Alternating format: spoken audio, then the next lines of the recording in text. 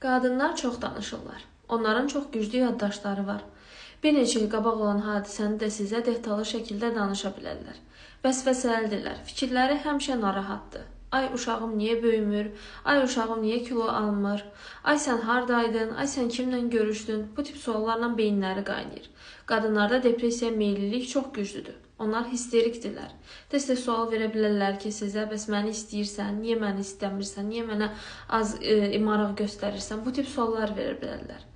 Və bunların hamısı onların bir qadın beyninə sahib olduğunu göstərir. Bu isə biolojik olaraq təsdiqlənmiş hadisədir. Belə ki, əgər 4 barmağınızı götürsək, qadın və kişi beyinlərini araşdırsaq, yəni daha doğrusu ana bətnində olan uşaq qadın hormonlarının təsiri altında, yoxsa kişi hormonlarının təsiri altında yetişdiyini bilmək olar. Əgər sizin ikinci barmağınız 4-cü barmağınızdan uzundursa, deməli sizin beyniniz